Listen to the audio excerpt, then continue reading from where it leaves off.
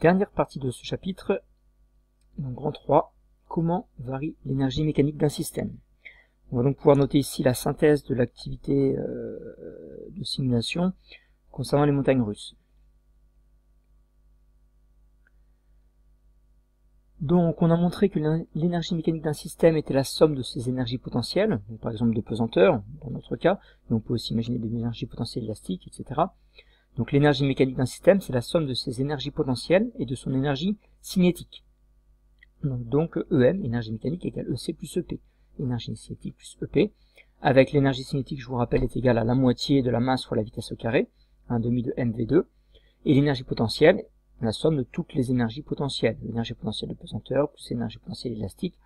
À notre niveau, on retiendra seulement l'énergie potentielle de pesanteur qui est égale à mgz. Vous pouvez noter donc ceci, donc à retenir, énergie mécanique égale énergie cinétique plus énergie potentielle. Donc deux cas à distinguer. Tout d'abord la conservation de l'énergie mécanique. Si un système est soumis à des forces dites conservatives, donc les forces conservatives qu'on a définies dans la deuxième partie de ce chapitre, alors l'énergie mécanique d'un système va se conserver. C'est-à-dire, alors, il y a un problème ici de passage, la variation d'énergie mécanique est égale à la variation d'énergie potentielle plus la variation d'énergie cinétique. Et donc, si le système n'est soumis qu'à des forces conservatives, alors cette énergie mécanique se conserve. Donc delta EM, delta en physique pour une variation, delta EM égale delta EP plus delta EC. Et donc c'est égal à 0, l'énergie mécanique se conserve.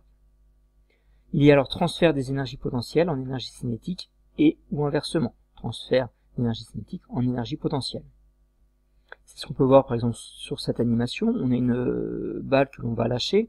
Donc cette balle est en altitude, sa vitesse est nulle, elle ne possède que de l'énergie potentielle, donc l'énergie mécanique est égale à l'énergie potentielle. Si on lâche cette balle va tomber, l'énergie potentielle de pesanteur va diminuer, mgz, z diminue, l'énergie potentielle de pesanteur diminue, et la vitesse augmente. On voit ici le vecteur vitesse dont la dimension est de plus en plus grande. Donc l'énergie cinétique augmente, l'énergie potentielle diminue, l'énergie mécanique reste constante, il n'y a pas de frottement.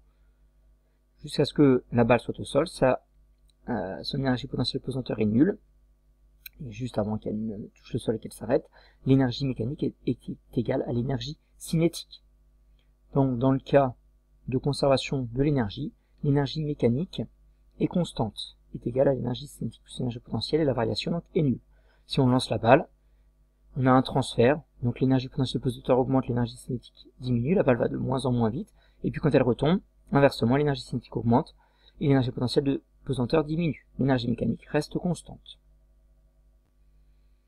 Dans le cas donc de non-conservation de l'énergie mécanique, donc on a ce cas-là si le système est soumis à des forces dites non conservatives, c'est-à-dire des forces pour lesquelles le travail dépend du chemin parcouru.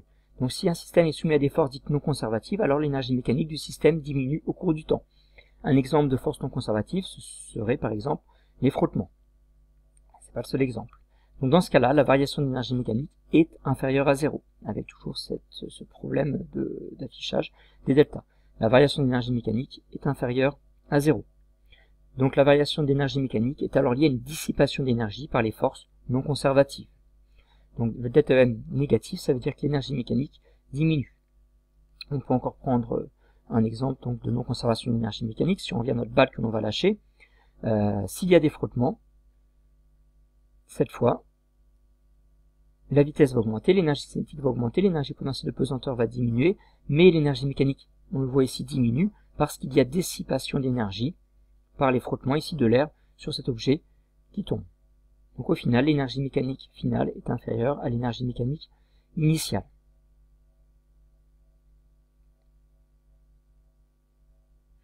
Donc deux autres exemples de conservation de l'énergie mécanique, un exemple de conservation de l'énergie mécanique, dans l'hypothèse où les frottements sont négligés, dans le cas par exemple de saut à la perche, l'énergie de la chute lorsque la personne retombe, l'énergie potentielle va diminuer, l'énergie cinétique va augmenter, l'énergie mécanique va rester constante.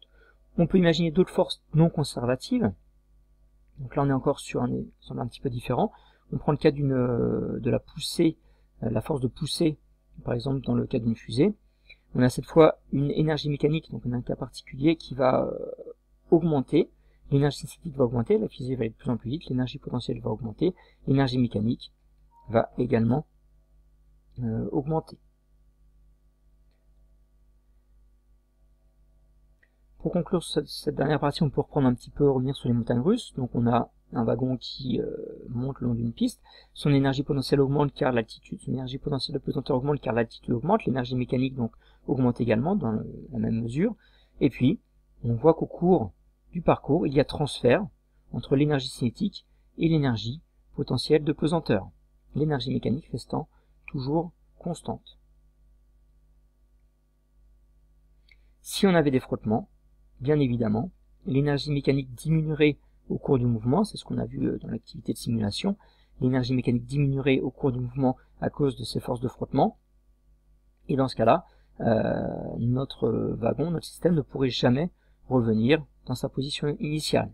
Il faudrait apporter de l'énergie pour compenser l'énergie dissipée par ces forces de frottement.